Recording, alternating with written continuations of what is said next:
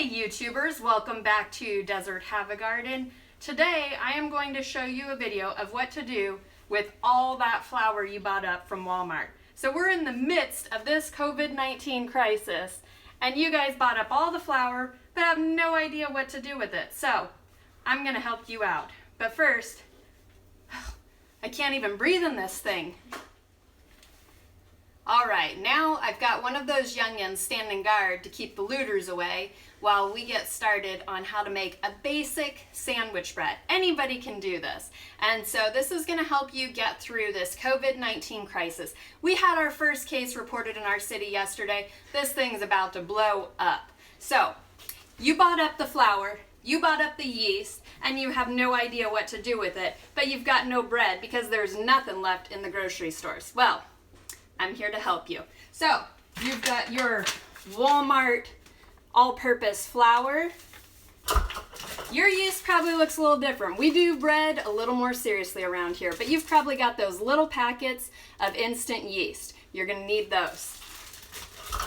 You're gonna need a little bit of salt. Hopefully you have some of that left. You thought about your salt when you went raiding the stores. What else? You don't need an MRE. You might need that later.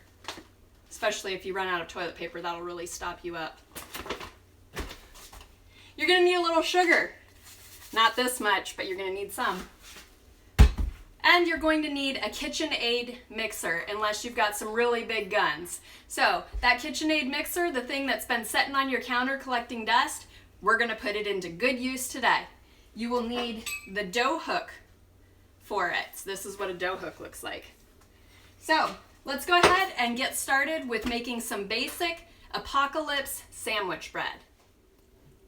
First things first, did you wash those grubby little paws of yours? Hopefully by now, at this point, you guys have all learned how to wash your hands properly. If you're covered up in hand sanitizer, rinse that off. You don't want your bread to taste like hand sanitizer. That's just gross.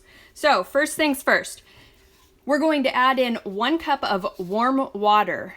You can use it right out of the warm tap. If you're no longer trusting the water that the government is putting into those taps, you can use your Berkey filter, you can boil some water, get some pond water and filter it with a handkerchief. Do what you gotta do, but get some warm water in there, 1 cup. Next, you're going to add your yeast packet. And a yeast packet is approximately 2 1/4 teaspoons of yeast if you have it in a different format like I do here. And commercial yeast these days is so reliable that you don't have to proof it. If you don't know what proofing is, that's okay too, because you don't need to do it. We're just gonna put that yeast right in there and keep on going. Next, you need your sugar. 1 tablespoon ought to do it. This isn't a sweet bread here anyway. And then we've got our salt. Let's do a teaspoon of salt. And then in comes the flour. 3 cups.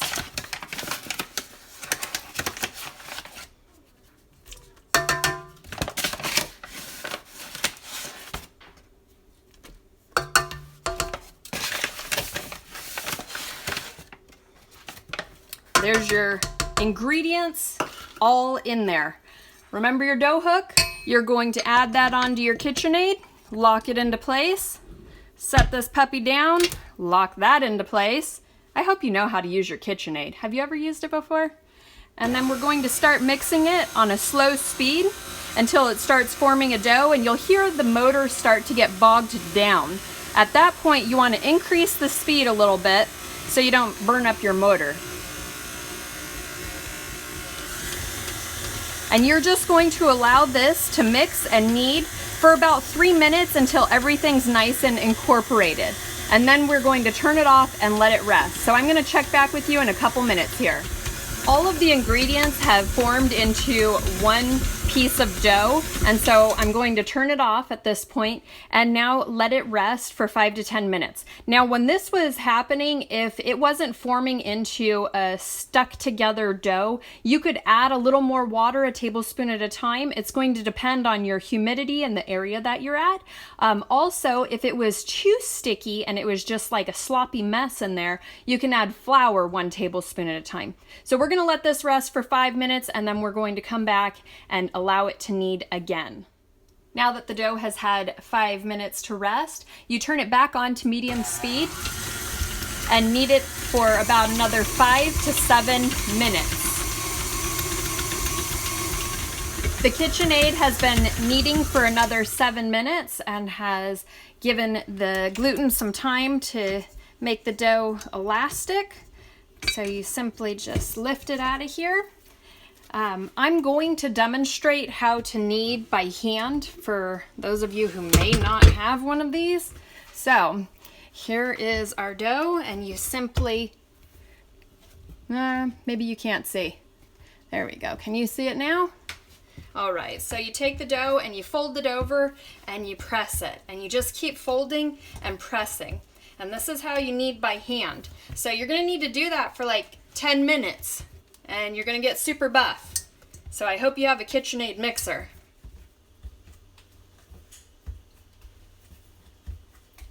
So just knead and knead and knead away this dough to develop a nice stretchy gluten.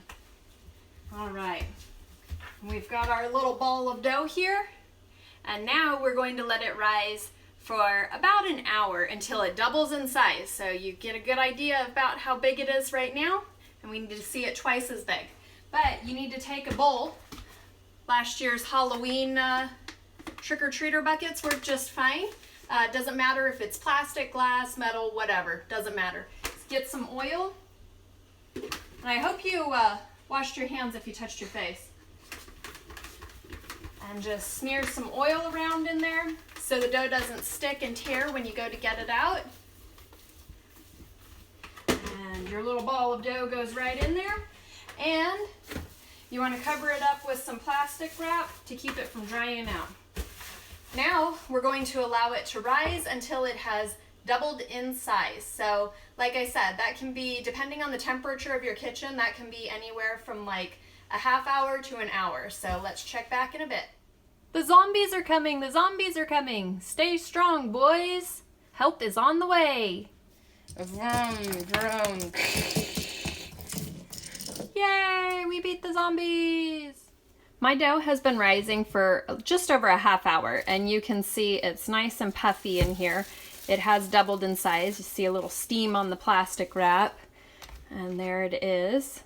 Next, we are going to shape it into our loaf. So, all you ladies out there who've been going to all these Pampered Chef parties, you may just have one of these nice stone bread pans. You can see mine is much loved because I use it all the time, but here's a chance for you to finally use yours. So we're going to need our bread pan. You can use just a regular metal one if that's what you have.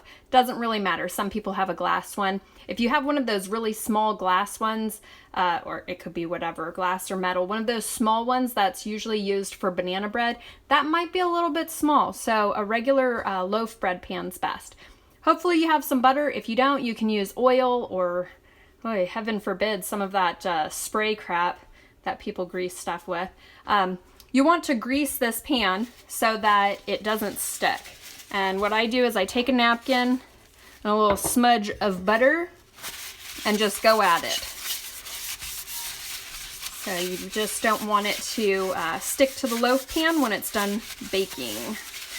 And don't throw out your napkin yet, because you are going to want to grease the top of the loaf as well. So we're nice and greased up. Here goes with the shaping of the dough. So if you oiled this, it should come out of here nicely. You put it out onto your clean counter surface. We're not being grubby, remember, people? That's how these things spread around. Keep clean. So here's our dough, and it's nice and fluffy. I like to have a little pot of flour around in case it's too sticky. And so you kind of deflate this a little bit. Move over a bit more so you can see. Deflate it into a rough oval kind of rectangle shape. And then I take the bottom two corners and fold them in like a triangle.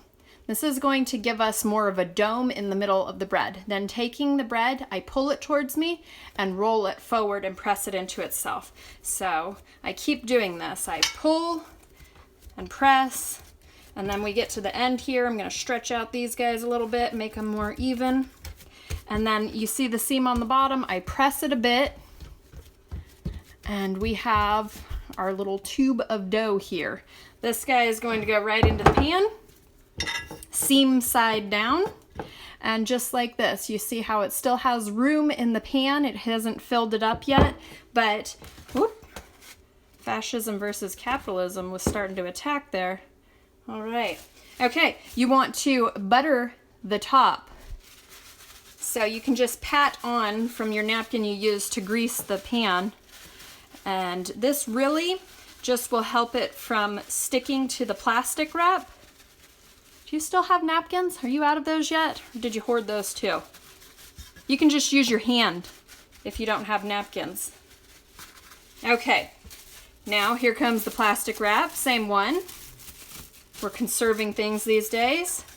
Cover it up and allow this to rise in a warm place until this has domed up over and is nice and puffy. While the bread is rising and you're allowing about a half hour to maybe an hour, here it's pretty warm. It takes not even a half hour to get this bread nice and domed up and fluffy. So while this is rising, you want that oven preheating. So set your oven to 350 degrees. And allow that to start warming up. Now you want to make sure that the oven is completely warmed up before you put your bread in. So even after it beeps that it has heated, you want to allow like another 10 minutes in order to be completely hot to that temperature. So let's let this rise and the oven heat up. The bread has been rising for about 25 minutes and you can see it's nicely domed over the edge of the pan. And so simply lift this plastic wrap off. It shouldn't stick if you used the butter. And now it's ready to go into the oven. You see that it's set to 350 degrees and it's all ready to go in. So I will crack open the oven and set the bread in. Hard with one hand. Don't burn yourself in the apocalypse. You're not going to get any medical attention. So there it is in the oven. Close it up and set your timer for 25 minutes. That's the first time you will check it. And then you will see from there. Wow, way too long. Don't burn your bread. You'll be sad. 25 minutes and it should be ready in time for lunch. It's been 25 minutes and my oven buzzer just went off and I'm going to take the bread out of the oven now.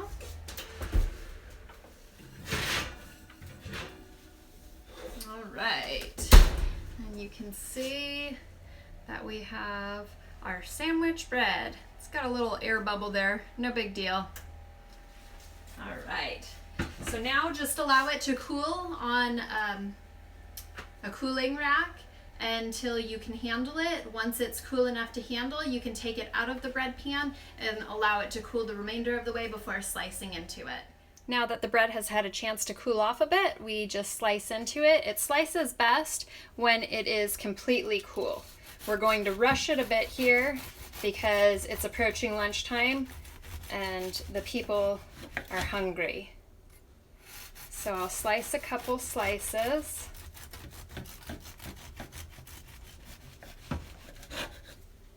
And allow you to take a peek at that. Turn it around here. And you can see that you just have a nice sandwich loaf and you have good aeration in there and it's light and fluffy. It makes perfect sandwiches to weather through the storm. All right, I've called Special Ops in order to give this a taste test. So let's see what they think about it. Here you go, sir. There you are.